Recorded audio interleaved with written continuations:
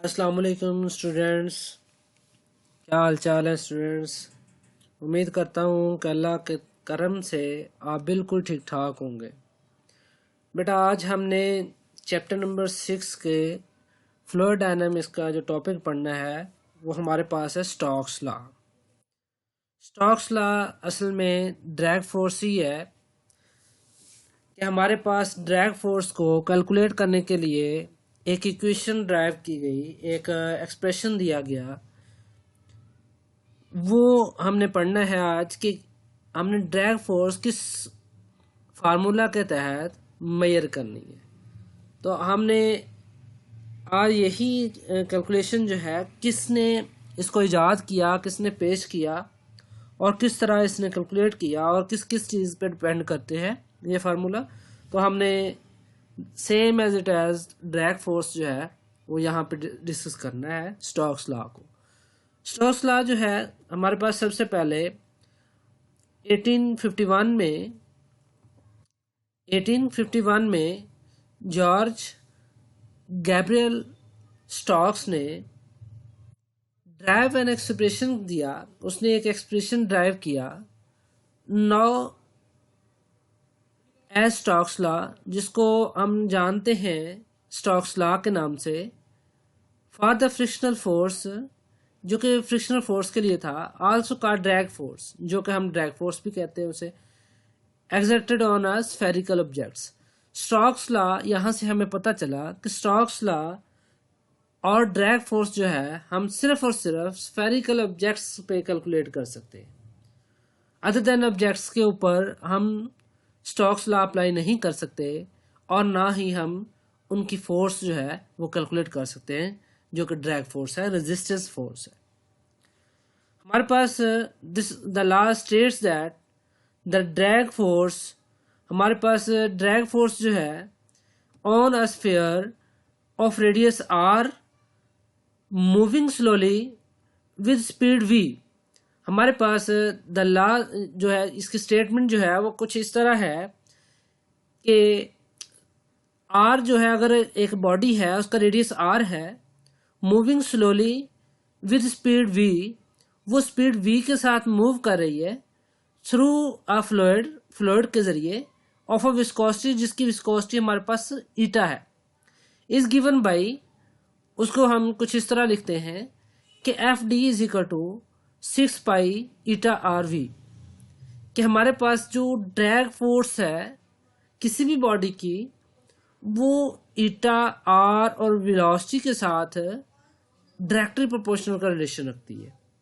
ठीक है, तो हम कहते हैं कि हमारे पास जो ड्रैग फोर्स है, जो स्टोक्स लॉ है, इसके अंदर सबसे पहले वो बयान करता है, स्टेटमेंट में ही वो कह रहा है कि द ड्रैग फोर्स, किसी भी बॉडी के ड्रैग फोर्स जो है ऑन अ स्फीयर के ऊपर रेडियस, जिसका रेडियस आर है, वो मूव कर रहा है स्पीड वी के साथ और थ्रू फ्लूइड जो है विस्कोसिटी उसकी ईटा है उसके साथ मूव कर रहा है और उसके ऊपर एक एक्सपीरियंस फोर्स लग रही है जिसको हम कहते हैं ड्रैग फोर्स। उस ड्रैग फोर्स को कैलकुलेट करने के लिए ये एक्सप्रेशन दिया, ठीक है, जियो गैब्रियल ने, कि हमारे पास F D is equal to 6 pi eta R V है। ये यहाँ पर ईटा जो है ये किस चीज को डिनोट कर रहा है, आर किसको और वी किसको, हम ये देखते हैं कि हमारे पास स्पीड ऑफ द स्फीयर जो है वी जो है वो डायरेक्टली प्रोपोर्शनल टू है ड्रैग फोर्स के। जैसे हमने ड्रैग फोर्स के अंदर डिस्कस किया कि हमारे पास जिस तरह स्पीड इंक्रीज होगी तो ड्रैग फोर्स भी इंक्रीज होगी।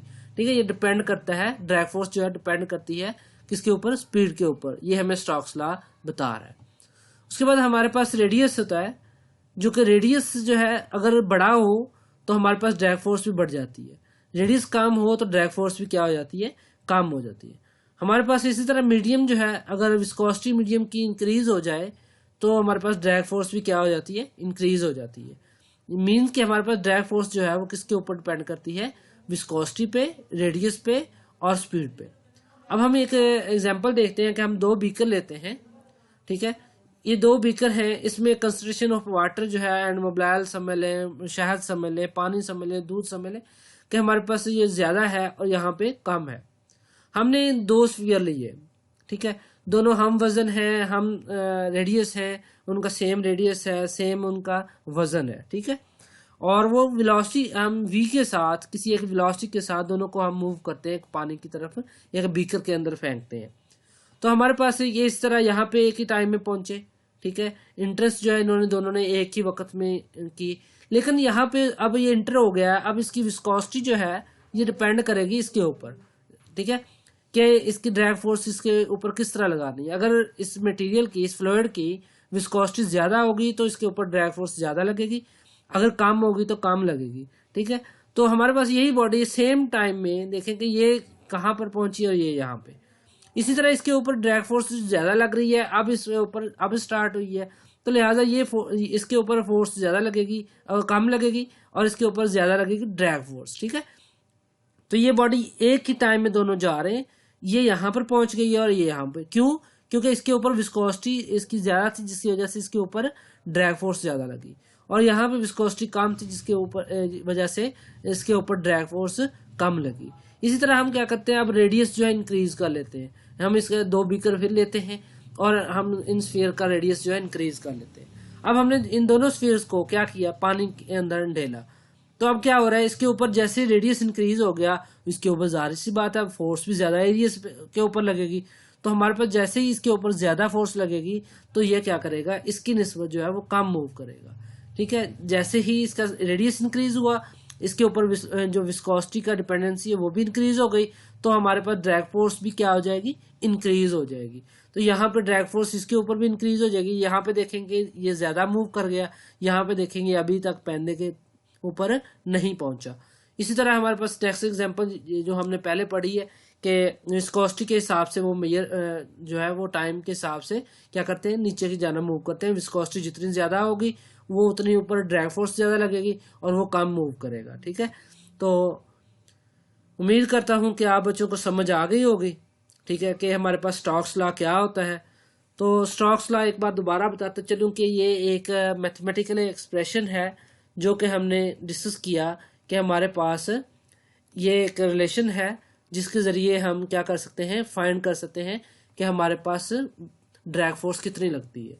यानी कि ड्रैग फोर्स जो है वो फाइंड की जाती है स्टोक्स लॉ के थ्रू, ठीक है। स्टोक्स लॉ जो है वो उस वक्त अप्लाई होता है जब एक बॉडी जो है वो स्फेरिकल हो, उसका एक रेडियस हो, ठीक है, और अगर वो इर्रेगुलर शेप है तो उसका रेडियस जो है वो नहीं होगा, हर पॉइंट पे सेम नहीं होगा, तो लिहाजा उसके ऊपर ड्रैग फोर्स जो है वो जो लग रही है उसको मेजर करना जो है वो थोड़ा मुश्किल होता है, ठीक है। तो हमारे पास यहाँ पर एक स्फीयर बॉडी है जिसका रेडियस हो आर, और हमारे पास उसकी स्पीड v के साथ मूव कर रहा हो, और जिस फ्लूइड के साथ मूव कर रहा है उसकी विस्कोसिटी जो है ईटा होनी चाहिए। तो हमारे पास ये हम फार्मूले में वैल्यूज पुट करेंगे और हमारे पास ड्रैग फोर्स कैलकुलेट हो जाएगी।